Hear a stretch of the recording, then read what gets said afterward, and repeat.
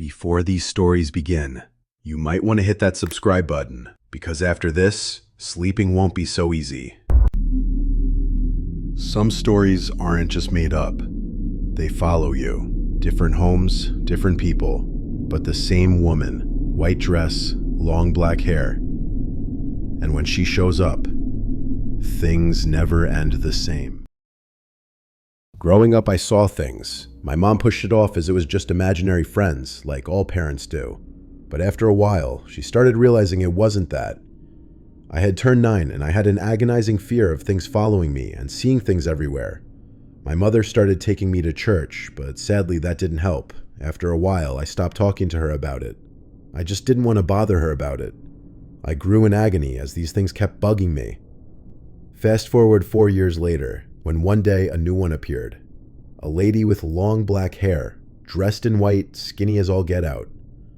I never saw her real face since it was always covered by her hair, but she seemed like one of the nicer hallucinations I had.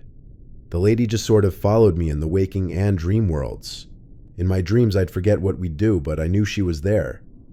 After a while I started calling her Amnesia. That's just how I referred to her. I never really thought anything about it, until one day in May in 2016. I was 15 then. I had come back home from a band concert, and everyone in my family was outside, along with the other people who were staying with us. Smoke was coming out of the house, and all the lights were off. I ran out of the car and asked what was happening. They explained that our 2 dogs were barking at something in the hallway. Heaven, a girl staying with us at the time, had went to go see what was happening. In our hallway stood an 8-foot-tall shadowy male figure. She had screamed and got everyone. Her stepdad started smudging and blessing the house. While I was outside, I stared, talking to one of Heaven's sisters about the figure. I explained that I had a hallucination that fit the description. I called him Dream Taker. After I had said that, Heaven's sister had me tell my mom everything. About my dreams, my hallucinations, everything. When I told her about Amnesia, all the color in her face went cold. She told me that, after I was born, she had taken me home to our apartment at the time. One day she had put me in my crib and then went to go lay down for a bit. Just to be clear, my mother's bedroom was just across the way from mine and she could see my crib from her bed. She had fallen asleep for a while when she was suddenly awoken to what sounded like someone walking in the hallway towards her room. Her blood ran cold. All she could do was look in horror. There in the hallway was a pale, skinny lady. She had charcoal black hair that was a tangled drape over her face. She slumped over while walking as her white tattered dress dragged behind her. She started walking into my room, and my mother immediately started to get up, but she couldn't. She felt as if an invisible force was binding her to the bed. The lady stopped and turned to look at my mother. Her hair swept from her face to reveal a face my mother could only describe as terrifying. She had no eyes. They were black voids that seemed to pierce through my mother's eyes. Her jaw seemed broken and hung open, and a reddish-black ooze dripped from it. The lady let out a high-pitched screech, and I started to cry in my crib. The lady turned back around to my crib. She struggled as she listened to my screaming. Then I stopped. Everything was silent. Her thoughts ran through her mind. She couldn't think right. After a while, she could finally get up. She ran into my room to check on me. I was sound asleep like nothing had happened. She grabbed a bat and searched the apartment to find nothing. Everything was the same as it was. She grabbed our phone and called our neighbor. "Hey, did you hear my baby cry? She was just hell crying a little bit ago." "What are you talking about? Your baby wasn't crying. Is everything okay?" My mother also told me my grandma dwelled in black magic, and it could be a byproduct of something gone wrong, but who knows honestly. If that gave you chills, wait until you hear this one. I woke up that morning like any other day. The house was quiet, maybe too quiet. Sunlight peeked through the blinds, and for a moment, everything felt normal. I stretched, grabbed my phone, and headed to the bathroom to brush my teeth. As I walked into the hallway, I heard light footsteps coming up the stairs, followed by a familiar voice. "Good morning," my mom said casually as she reached the top step. She didn't stop to look at me, just walked straight down the hall into her bedroom and shut the door softly behind her. I left the bathroom door open, as always. I was brushing my teeth, zoned out, maybe 20 seconds tops, but I never saw her walk by. The hall outside the bathroom is narrow. There's no way she could have passed without me noticing. No sound, no movement, nothing. That's when I stepped out and looked down the stairs. At the bottom, 2 dining chairs were pushed side by side, and 2 laundry bins were wedged behind them, like someone had built a makeshift barricade. Weird, right? It wasn't there last night. We have a dog, well-trained, calm, never causes trouble, and we let her roam free. So why would someone set up a blockade like that? To keep something in or something out? My stomach dropped. As I stood frozen, staring at the blockade, I heard footsteps coming from the basement. Then, a voice. "Hey, you up?" My mother called out from downstairs, the same voice I heard just minutes ago. My blood ran cold. There's only one way down to the basement, and it's past the blockade at the bottom of the stairs. So how did she get from her bedroom without passing the open bathroom door I was standing in to the basement without making a sound? She couldn't have.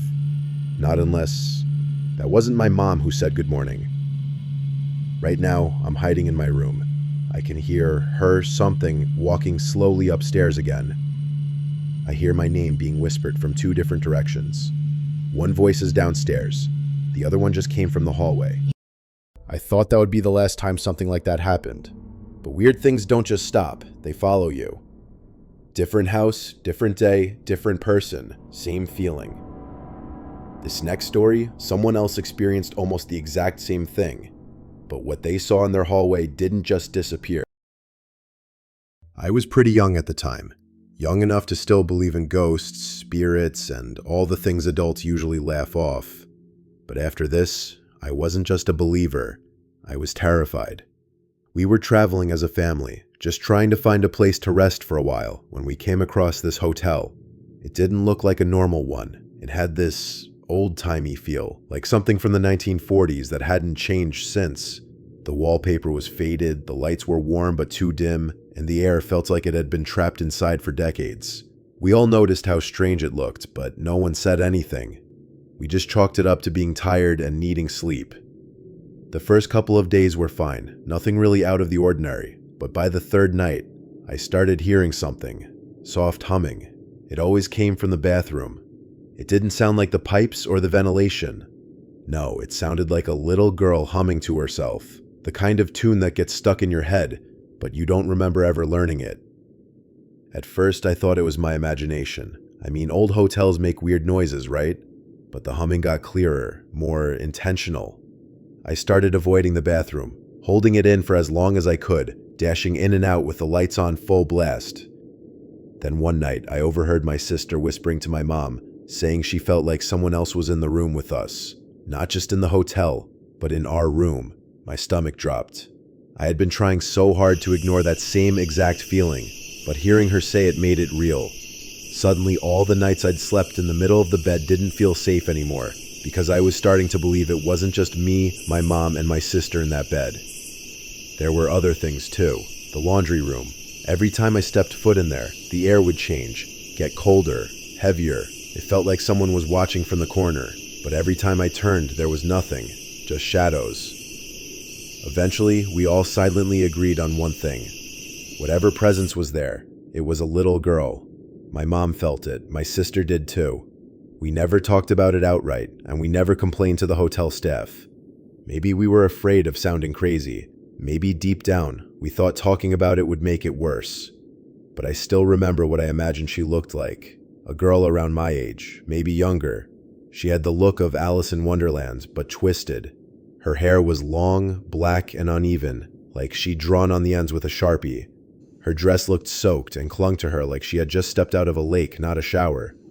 Her skin was pale, milky white, almost translucent, and if you looked closely, you could see the faint outline of her ribs through the fabric. And her face, or lack of it. Her long hair covered most of it, like that girl from The Ring.